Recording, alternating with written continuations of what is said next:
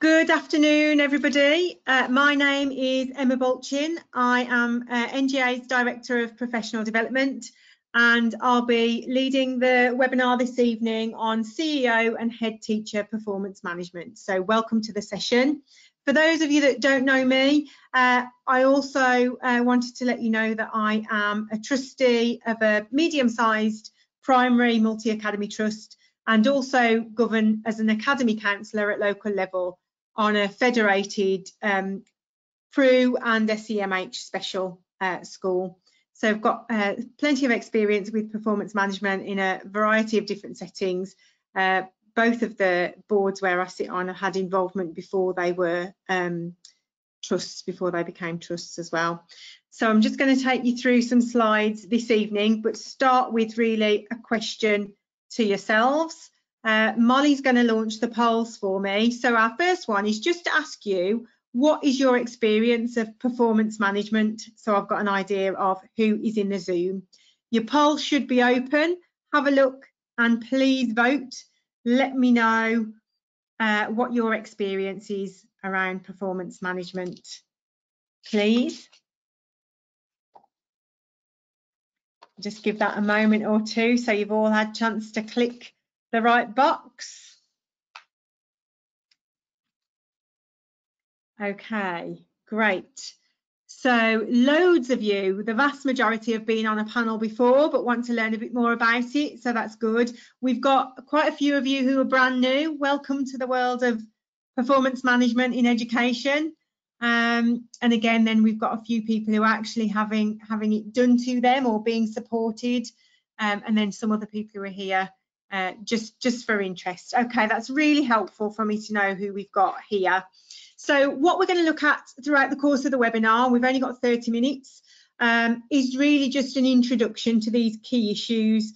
We've obviously got other resources to help beyond the webinar, so please don't worry if you don't get everything that you need this evening. There are the latter slides of the presentation which you can download as handouts. We'll have links to further resources, both NGAs and kind of things that have been produced by the department as well.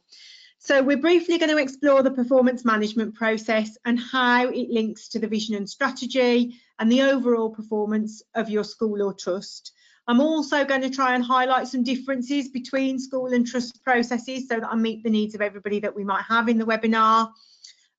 We'll have a look at using the process to set some meaningful objectives. I might even put a bit of a poll or a quiz in there about SMART targets.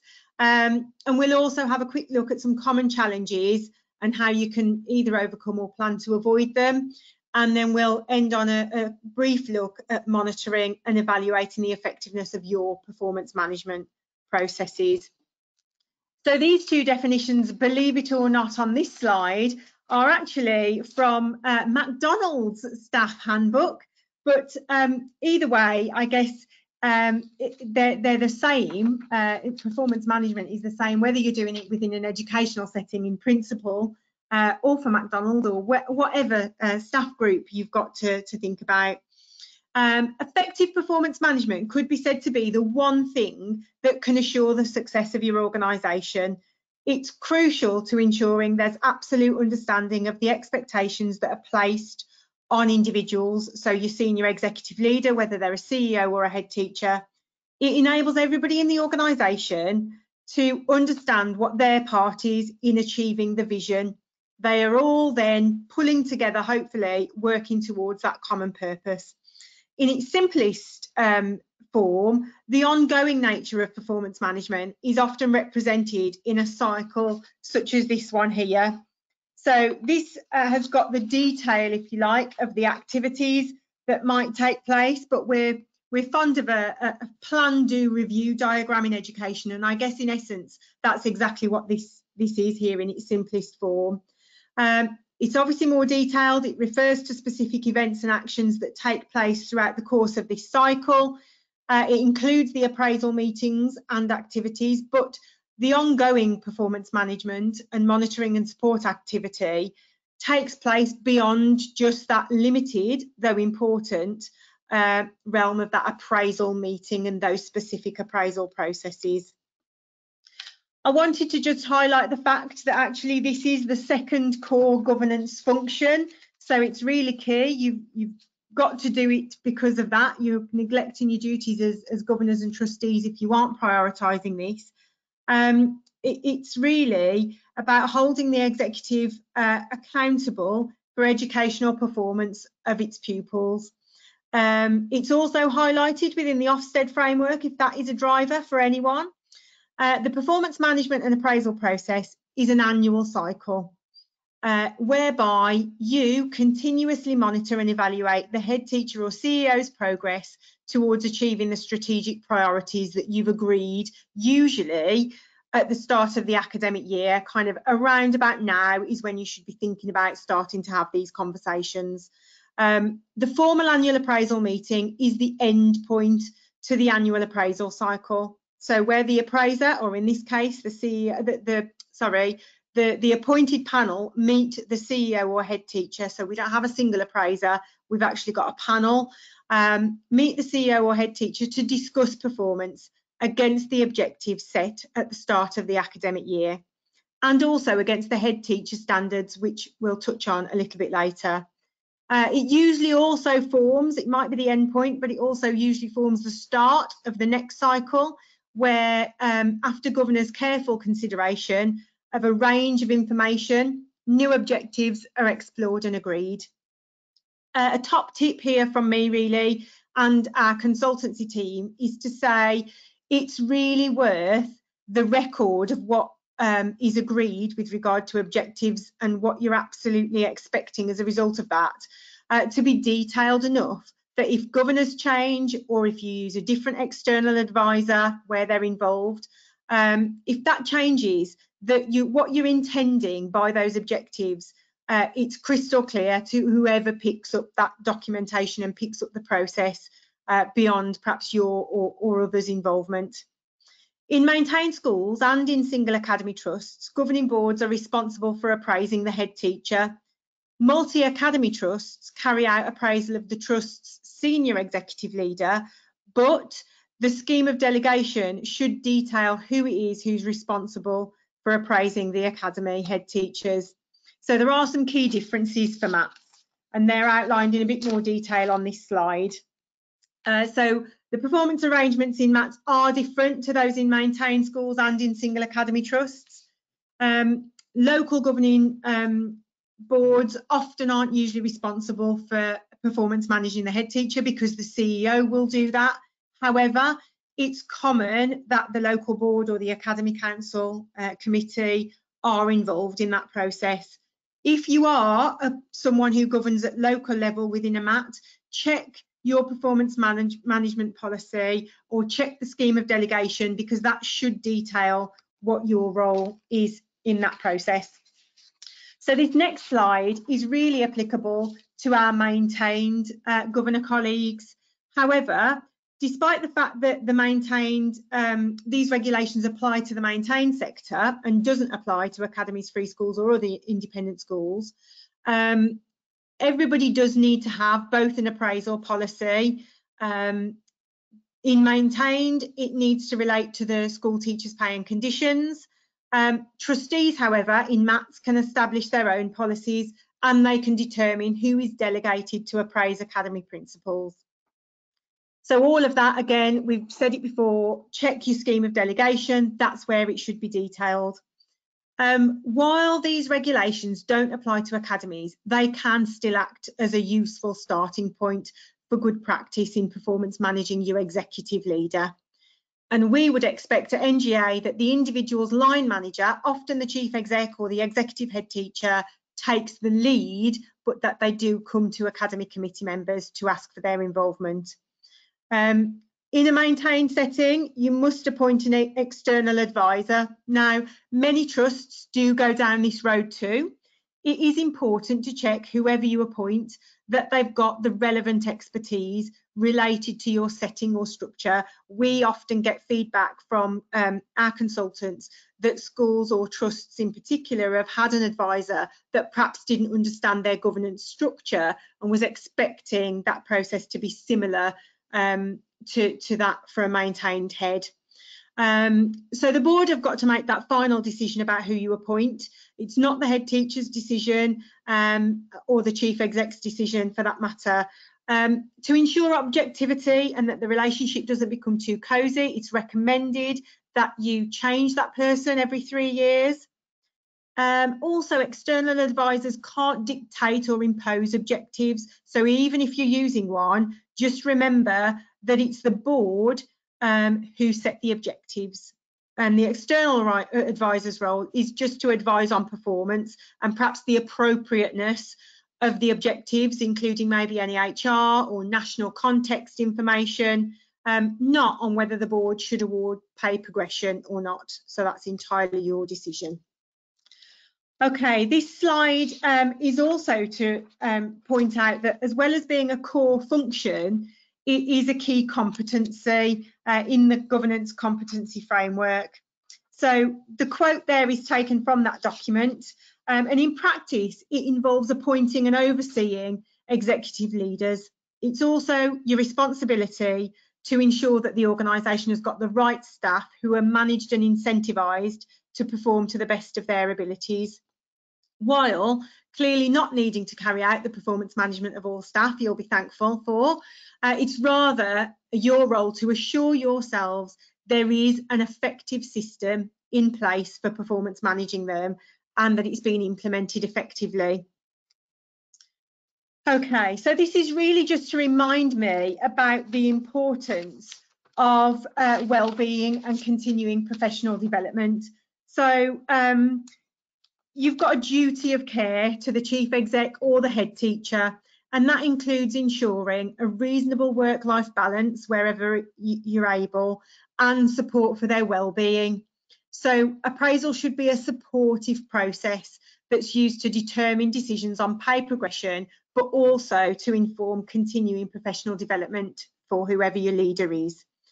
So these standards, the head teacher standards where there's a link on this slide, they set out the skills that head teachers need to develop. So you must be seen to be supporting those skills and that skill development. One of the 10 standards that are outlined in this document, number 6, focuses specifically on continuing professional development. Incidentally, number 10 is the one that's about governance and accountability. So if you get a chance, take a look at those, because it enhances what we're talking about here in terms of having oversight and accountability for performance management. School leaders should ensure that governors have got all that they need in order to effectively hold them to account. Just in addition to that, NGA on our Knowledge Centre have got some information and support around head teacher development as well in our guidance document, so please do take a look at that. Okay, so before we move on to kind of where do we start then with performance management and the actual process, Molly's going to launch our second poll, which is to ask you where do your objectives come from? So there's a yes no about whether they fall out of your strategy or your vision. If they do, if they relate to that, then let us know in the poll by choosing one of the answers. Or if they come from everywhere else, it would be really helpful for you to detail in the chat actually where you use as your starting point if you're already involved in the process. But how many of you have got objectives that relate to your strategy? Okay, I'm really encouraged to see that all of them look like they do, which is brilliant. Well done. Molly, have you shared that with everybody? Okay, hopefully she has. I'm going to move on to our next slide here. So this just details that process really. It sort of shows how the vision moves along into the individual performance objectives for your head or your chief executive. Systemizing this should make it clear and easy to formulate the performance objectives. It also ensures it stays high level and hopefully avoids picking off some that are perhaps too easy or not quite challenging enough. At trust level, this could be higher still, but whilst the content and style of the vision and that overarching strategy might be quite different. The principle, I think, that the objectives should come from that and be about achieving or driving forward that vision are exactly the same. Okay, so setting effective objectives. Good objectives form the basis of effective appraisal. They should mirror the key priorities identified for achieving the organisation's vision and aims, as we've just talked about. Depending on whether it's a CEO or head teacher, they should fall from that overarching strategic plan. I can't emphasise that enough. Sometimes when we go out and work with boards, you'll be amazed at how often that isn't that clear or that well versed. It allows the leader to progress the organisation's vision, and given the executive leader is to be appraised against how well they implement the priorities set by the board, they must reflect them. Otherwise, I guess, first of all, it would be to say that performance management will be pretty ineffective, but also it could be said that the board are failing to fulfil a core governance function. So what about some good objectives? I think, I hope I'm not teaching grandma to suck eggs by saying they should all be SMART, so specific, measurable, achievable, realistic and time-bound, and a bit more on that shortly. They should also include early success indicators or milestones, or I guess at least a midpoint review, so that you can check in and see whether or not things need rejigging, need changing, because of information that's emerging throughout the course of that overall performance management cycle. They provide the clear basis for your monitoring and your judgment regarding performance.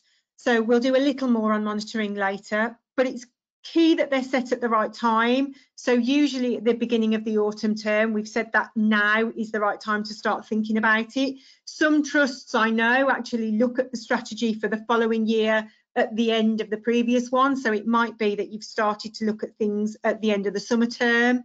Sometimes people want to wait for data, don't they, as well, to see actually where are our key issues at this moment in time based on the previous year's results.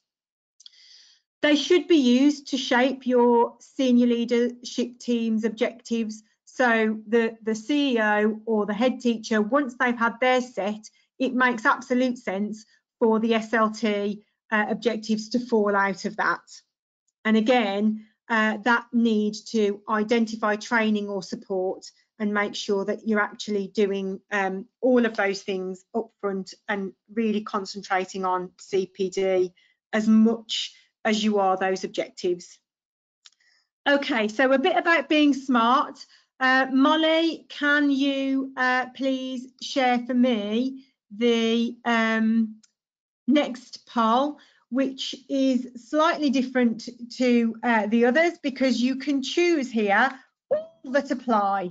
So you should see that we have got some statements there, and I want you to choose which of them are SMART objectives.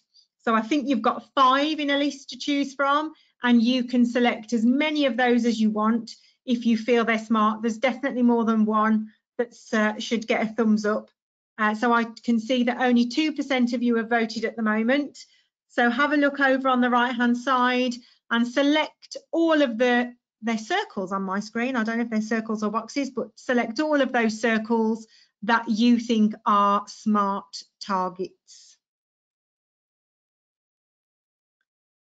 Okay, about 20% of you have voted so far, so I'm just going to give you a little bit longer.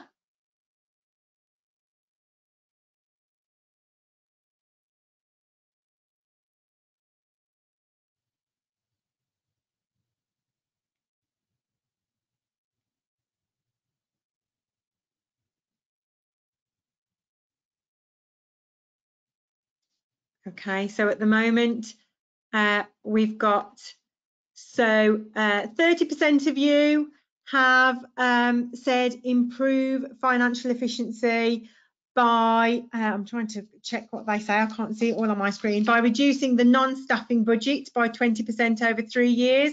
30% of you chose that one, which is right, that's a decent objective. Few of you said embedding all pupils an understanding of anti-bullying strategies. So what we would say is that because it's not time bound or specific really, that probably isn't a good enough objective. It isn't a good enough objective. Number 3, ensure all requirements, statutory requirements are being met and embedded into systems and processes by the end of the year. That one is okay. It probably could do with being more specific, but actually that one's not too bad.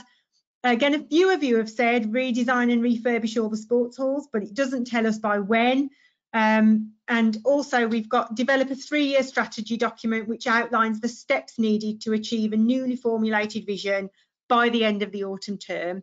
So yeah, that one, the majority of you voted for that, 46%, and that is a SMART objective. So 1, 3 and 5 are the better ones, with 1 and 5, I suppose, being the good practice examples. Okay, so the purpose of this slide really is just to make clear the link between the performance management process and how it can impact on the overall performance of the school or trust, and that the board have got a responsibility for that. I was chatting to one of our colleagues the other day, and she's really passionate about effective performance management, and she was saying actually that you can be in a school that's having real significant trouble, and if they manage to get performance management happening really effectively, the impact is undeniable. So it can really be seen to turn a school round if everybody gets on board with the process. So the senior executive leadership is responsible for managing the performance of staff. It's your responsibility to manage the senior executive leader. If you've got your objectives right, you're off to a really good start, but it's critical about those early milestones or monitoring touch points to make sure that things are moving in the right direction as you go. The last box highlights the need for some potential courageous conversations. So if things aren't going according to plan and your results or your outcomes or your milestones are way off track for the time of year, then obviously the board needs to notice, and I would suggest you need to act quickly to get things back on track or to mitigate against either both the failure of an individual, but more importantly, against the failure of the organisation in achieving its goals. Obviously, there can be mitigating circumstances or things, unforeseen circumstances, like none of us saw some of the things that have happened over the pandemic. And so it's one of those times actually where it'd be really key to go back and say, does our strategy need looked at as a result of the things that are happening in the national context, and amend them accordingly so that success is still possible, albeit to a different objective. Okay, so monitoring and reporting to the board. The first bullet here can sometimes be sensitive. Some boards consider the CEO or head teacher's objectives to be confidential to the head teacher and the panel, and that might be appropriate in relation to a personal objective. So if there's a confided need to focus on a competence they feel less confident about, for instance, it could undermine their credibility if everyone was aware. However, if the majority of the objectives are aligned with the strategic priorities, then they will already be known by everybody, and it will be clear how within the strategic priorities they cascade down through the organisation, and there's a higher likelihood that they'll be monitored, in my opinion, at every meeting through things like the head teacher's report or your CEO's report. In addition, the Chief Executive Officer or the head teacher should report to the pay committee each year on how the appraisal and performance management policy has been implemented, any significant issues, and then the pay committee should report to the board in a confidential item as well.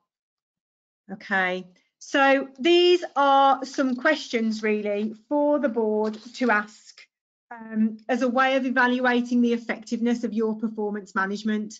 So if you ask these questions of yourself, the other evidence over time should be improving or continuing positive outcomes for children and young people. If that's happening, you can be fairly certain that your performance management processes are effective. So in addition to the questions that are on the screen, you could be asking things like, is further support or training required? Do further resources need to be deployed to a specific area? Are there any unforeseen circumstances to be aware of that might make success unlikely? So we've talked about that, thinking about a pandemic, for instance. Is there a different way to achieve the same thing? Would a different approach perhaps be more effective? What are others doing? So I'm always keen to say to boards, look outwardly, find out what's happening down the road or in another local area. And have you considered benchmarking? So do you know how what's happening within your trust or school compares to what's happening elsewhere? One thing I should kind of go back to say as well on this slide is, if standards are improving, then it's reasonable to expect that the pay bill is going to increase as well accordingly. But if standards are not improving and the pay bill is increasing, that's probably a key indicator that performance management isn't being especially effective across the whole of the organisation. So it's a clue to have a look at that. Okay, so some performance management challenges. All right, so time is one of those key things, and I guess planning is one of those key elements here to make sure that you've allowed adequate time, but also that your timing of setting the objectives is right. And again, we've said do that around now.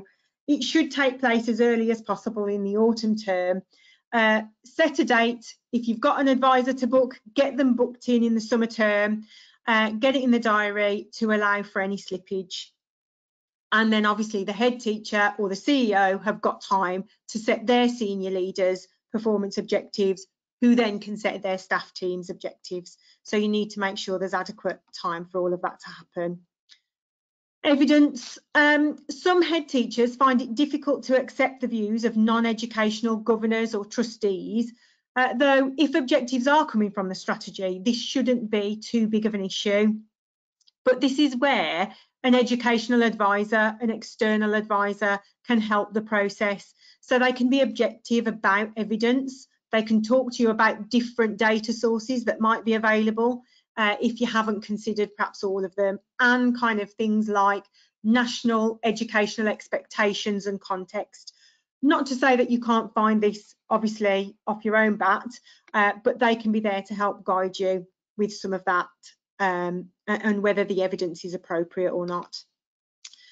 So inconsistency is one I've put on here, because head teachers or CEOs could have performed really well within a year, but the objectives might not have been met for a variety of reasons. And we have also seen where people have focused solely on objectives that have been set, and therefore they have been met, but the board wouldn't necessarily say that that person's performed well overall. And so that can make decisions over pay quite difficult. So I just wanted to raise it to ensure that context is taken into account, rather than just a black and white approach to, is the objective met, isn't it? Okay. Leadership buy-in is another one. Again, ensuring your executive leader is really involved in the process. They're the one who's going to be actioning the strategic priorities in a trust or a school improvement plan. So they should really support this, and leadership buy-in they shouldn't be feeling as though it's done to them. And I'm hoping that that kind of prevents some of that as a kind of defensiveness and things that might arise if you don't have effective buy-in. I've got measurement here because I've talked a lot, I feel like, about early success indicators or milestones, and we've said about SMART targets being measurable. So I just wanted to kind of say measurement doesn't always equal improvement. Within the performance management framework, it's really important, more than just to measure, although I'm not denying the importance of data and all of those things, but it's about really good quality, regular feedback. So perhaps if you're a chair, it's that coaching and mentoring role with your CEO or head teacher in an ongoing way, making sure that the leaders feel as though they are involved in the process and that it is ongoing. It's not just something that happens at the start and the end of the year. And I just sort of thought thinking outside of those realms can be really helpful. Staff morale It can be another issue when rewards by way of pay aren't appropriate. So possibly your leader is already at the top of their scale, or the school or trust has had to make some tough financial decisions. I kind of feel as though it's good to explore other recognition, because educators are generally in it for reasons other than monetary reward. So if performance management is being effective, hopefully outcomes for children are improving, and success motivation can often be worth more than a monetary reward. But do think about how you recognise that success, be it verbally in meetings, or whether you are involved in contributing to written communications to parents or to the staff team as a whole. And then appeals is a final one that I've added on here, because it's always got to be something that you plan for, whether or not they happen or not. And it's always going to be tricky, so that process is always going to be difficult and sensitive, but it is important. And any problems could be minimised by making sure that you appoint your panel right at the very beginning of the process. So when you're thinking about appointing your external advisor and setting all the meetings, etc., actually think about who is going to form your appeal panel at that point in time. So again, it just goes back to some really effective planning wherever possible. Okay, I know that we are going just over, but this is my final slide of content here, really, is just to conclude that it should be a constructive, collaborative process. Encourage it to be honest, solution focused, learn from one another, and remember, development and wellbeing are as important as evaluating performance against objectives. The next slides are in your handouts, and these are the further support available to you. So there's learning link modules, there's stuff in the guidance centre. You can find things on the website as well. If you want support from an external advisor, we provide that service as well as many others in the sector. And I suppose what I wanted to end on was a thanks for listening, and to wish you really well this term with starting off this process as you mean to go on. And also to say to you that our next webinar is hosted by our CEO, Emma Knights, and it's going to be on stakeholder engagement, if you are interested in that. We see that as our fourth core function, so we do hope you'll join us for that. And that again is 4:30 till 5 on the 21st of October. Okay, thanks very much, everyone. Bye.